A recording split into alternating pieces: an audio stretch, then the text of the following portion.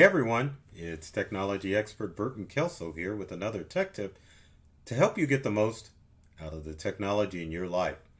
Today we're talking about how to stay safe from cyber crimes on Black Friday, Cyber Monday, and on Giving Tuesday. Now, with the pandemic, many people are starting to do things online, such as shopping and making donations. And cyber criminals are aware of this. So that's why it's very important for you to take steps in order to make sure that you stay safe from all of the cybercrime out there. Now, I'll always start off when I talk about cybercrime about how it affects people. And so it's best that you know that cybercrime requires user interaction. In fact, 99% of cybercrime requires user interaction. So it's important that you educate yourself on the ways that cyber criminals are trying to get your precious data. That's right. Those credit card numbers, your identity, emails, all of that stuff cyber criminals are after. So it's very important that you know what to do when it comes to protecting yourself from the beginning of the shopping season and cyber criminals. So let's start off with Black Friday. And of course, I've got a nice pretty graphic up there for Black Friday. But Black Friday, if you've been living in a cave, it's the day where people will go out to brick and mortar shops to buy and snatch up those special deals that these brick and mortar stores are offering. But again, during the pandemic, a lot of the brick and mortar stores are starting to move some of their Black Friday deals online. So what can you do to stay safe? Well, it's pretty darn simple. But, there are various ways that cyber criminals can get to your activity. So one of the ways they can get into your activity is by compromising the point of sale systems in most brick and mortar locations. And those come in a variety of ways. So you've got point of sale systems that are managed by large corporations. Sometimes cyber criminals will plant malware, especially if the corporation is using a third party to handle all those transactions. The malware will go through and gather up all of your user information and credit card information, and then they take that information and use it a few months, or they sell it on the black web. Another way, and it hasn't happened yet, but you have to think maybe it could. There are other point of sale systems that could be compromised, either by cyber criminals or by the merchant. Let's say that you shop with a brick and mortar merchant that is using Square or Clover, and they get careless with their data or your information. Then obviously that information could fall in the hands of cyber criminals, and next thing you know, your stuff's on the dark web.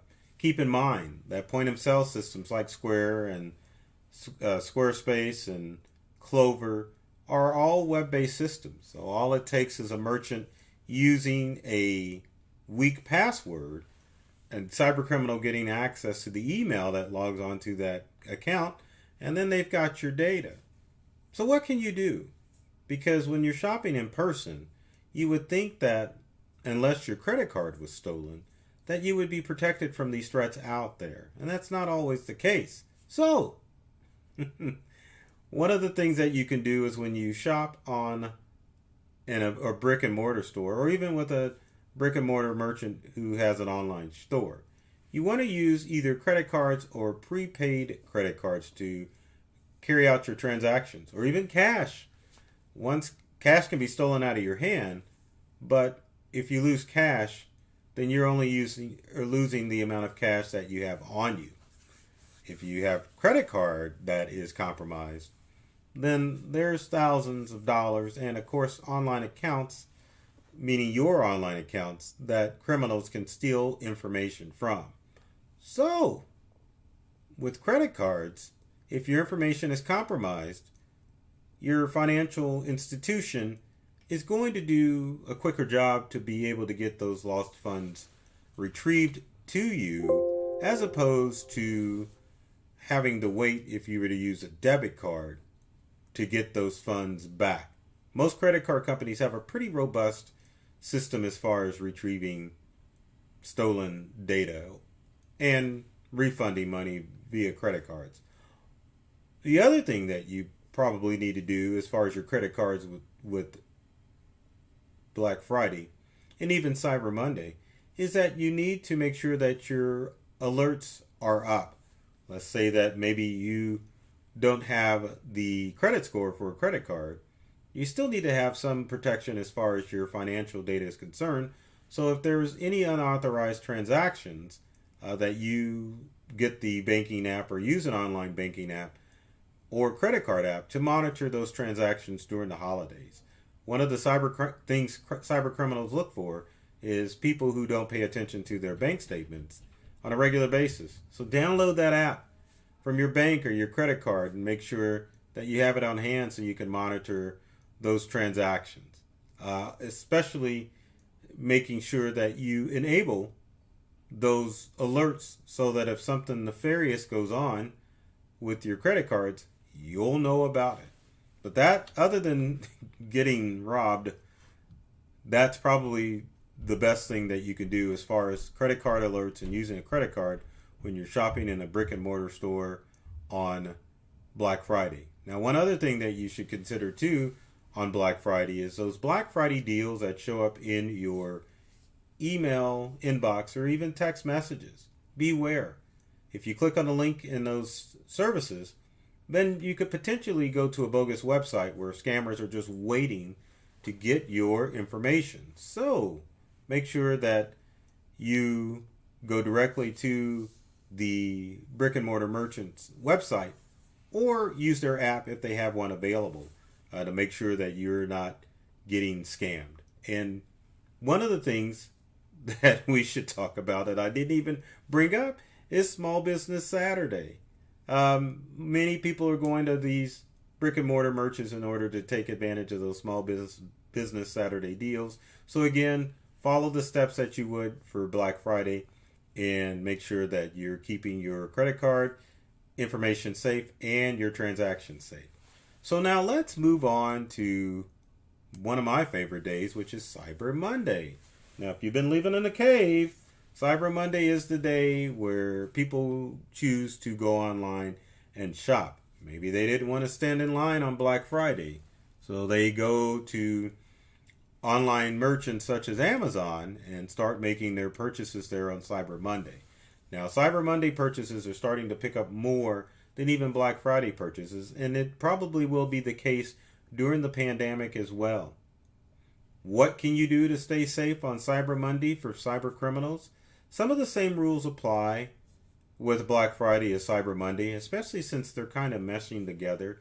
But one of the things that I would caution you on Cyber Monday is to make sure that you verify the merchants that deal with some of these online stores. There have been cases of fake merchants set up on eBay or Amazon, and they set up accounts that are designed to trick people out of their money.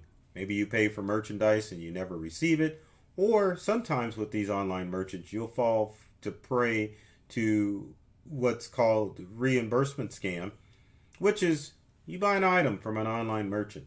Then you get a call several days later saying, hey, we charged you too much money. We need to refund that money. Then they proceed to ask for your credit card so that they can charge the funds back to your credit card, but they only need your credit card transactions to steal money from you. If you've done business with an online merchant or even a brick and mortar merchant, they should already have your credit card information stored, so there's no need to give out that information again for them to refund that money. So watch out for the reimbursement scams, and also watch out for some of the fake merchants that may be lurking online on Cyber Monday. Always do your research to make sure that the merchants that you're dealing with are legitimate merchants on Cyber Monday. Again, as far as the Cyber Monday emails and the text messages that come in, or even the phone calls, and this is rare, but it can happen, where people say that they have a good deal for you, and then you give out your valuable information, and then you're scammed.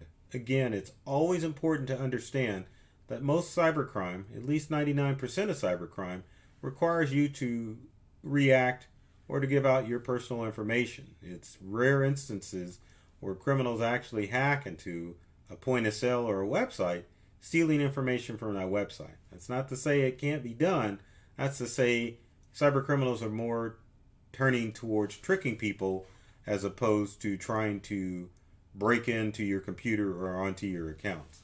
Now, some of the other things that they recommend, I shouldn't say they, it's me, but me and other security experts out there recommend that you do, is that you, when you do online transactions, that you do it from a secure website or a secure internet connection. So if you're out and about and you connect to a Wi-Fi, that could potentially put your information at risk, as you may connect to a bogus Wi-Fi when you're out and about shopping to do your electronic purchases or catch up on that deal.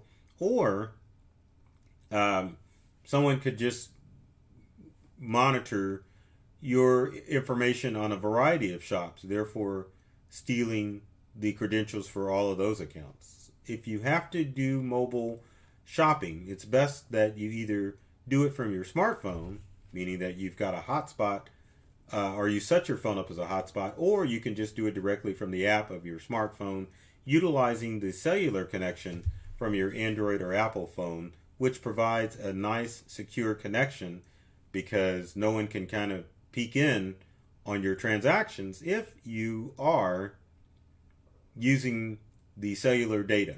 Now, if you're using Wi-Fi, someone can creep in. If you're using cellular data, it's going to keep you safe. So moving on is another one of my favorite holidays, which has popped up in popularity in recent years, and that's Giving Tuesday. Now, Giving Tuesday, for those of you who have been living in a cave, is the day where people make donations to their favorite charities. Now, in light of the pandemic, people are going to be making those donations online as opposed to in person. So here's what you need to do in order to stay safe. Number one, go directly to the charity's website to make sure that you are donating directly to that charity.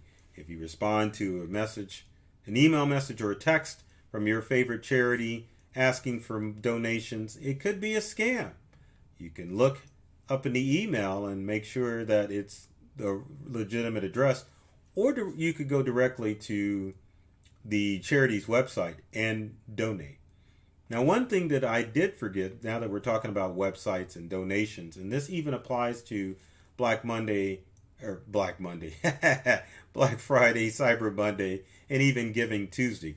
Make sure that you're visiting secure sites. And secure sites basically start off with the web address of HTTPS, which means that that site is secured and the transactions are secured if you interact with them. If the site's not secured, you don't want to do any electronic transactions with them. And your popular browsers such as Safari, Chrome, Firefox, Chrome, I think I said Chrome, but anyway, it will alert you if you do go to a non-secure site. So if that alert pops up and says, hey, this site isn't secure, you definitely don't want to visit that site. Now, back to Giving Tuesday, one of the other things that you want to do as far as making donations is to be careful of some of those privately funded GoFundMe accounts that are out there. Some may be legitimate, some may be hoaxes, but sometimes it just takes a lot of research to find out if the individual that is asking for money for a special cause on Giving Tuesday is legitimate or not legitimate. Also, speaking of research, whenever charity you donate, be sure to do your research on that charity to ensure that you are donating to a legitimate charity as opposed to a bogus charity, because cyber criminals have been known to set up fake charities, especially in light of COVID, to make sure that they get your money and that you lose your money. So keep that in mind. So with that said, if you've got comments or questions as far as staying safe on Black Friday, Cyber Monday, or Giving Tuesday, leave them in the comment section below. I'd love to hear from you to find out what tech tips you'd like me to cover in future videos and to answer your pressing questions. And I always have to throw this graphic up here because I have to beg. Please like and subscribe. One of these days I'm going to get that right. Wrong way. There we go. Like and subscribe. And follow myself, Burton Kelso, the technology expert, or my company Integral, on YouTube and other social media platforms. There's tips and tricks that are designed to help you get more from the technology that you use at home and at work. So I love technology. I've read all the manuals, and I'm serious about making technology fun and easy to use for everyone. Take care of yourself and do many things to make you smile. And thanks for watching.